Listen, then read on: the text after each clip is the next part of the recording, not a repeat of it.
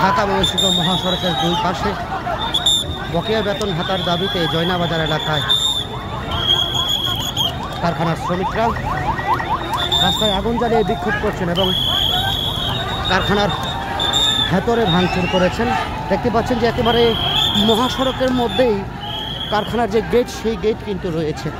আমরা দেখতে পাচ্ছি যে এই মুহূর্তে প্রায় হাজার হাজার শ্রমিক পুলিশ তাদেরকে ছত্রভঙ্গ করে দিয়েছে। প্রায় 2.5 ঘন্টা ধরে ঢাকা ময়মনসিংহ মহাসড়ক অবরোধ করে রেখেছিল কারখানার শ্রমিকরা। দেখেন যে কারখানার শ্রমিকরা কিন্তু আবারও পুলিশদেরকে ধরা দিয়েছে। কারখানার শ্রমিকরা আবারও এগিয়ে আসছে। পুলিশ প্রশাসন তাদেরকে ছত্রভঙ্গ করে দিয়েছিল। প্রায় 2 ঘন্টার উপরে ঢাকা ময়মনসিংহ মহাসড়ক রাস্তার দুই পাশ অবরোধ করে রেখে কারখানার শ্রমিকরা বিক্ষোভ এবং ভাঙচুর করছেন।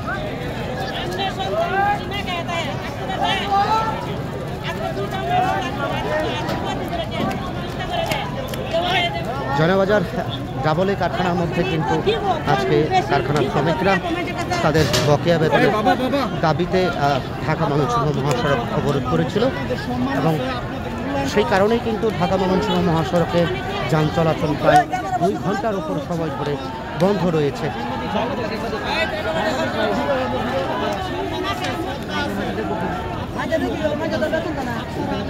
কারখানা শ্রমিকদের দাবি তাদের 2 মাসের বকেয়া বেতন এবং ছুটির টাকা যতক্ষণ পর্যন্ত না দেবেন ততক্ষণ পর্যন্ত কিন্তু ঢাকা ময়মনসিংহ মহাসড়ক অবশ্যই রাখবেন।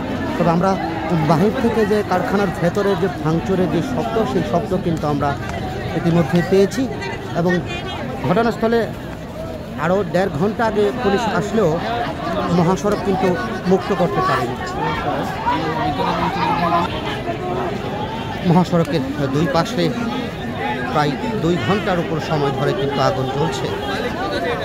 শ্রমিকরা তাদের পাওনা যতক্ষণ না পাবে ততক্ষণ পর্যন্ত মহাসড়কের অবরোধ ছাড়বে না এবং কারখানার ভেতরেই কিন্তু ব্যাপক ভাঙচুর করা হয়েছে।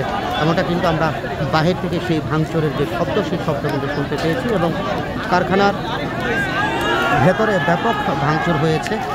দেখতে পাচ্ছেন এই মুহূর্তে উত্তেজিত যেই শ্রমিক, তারা কিন্তু উত্তেজিত অবস্থায় রয়েছে। আবারও কিন্তু যে কোনো মুহূর্তে অপ্রীতিকর ঘটনা ঘটতে পারে।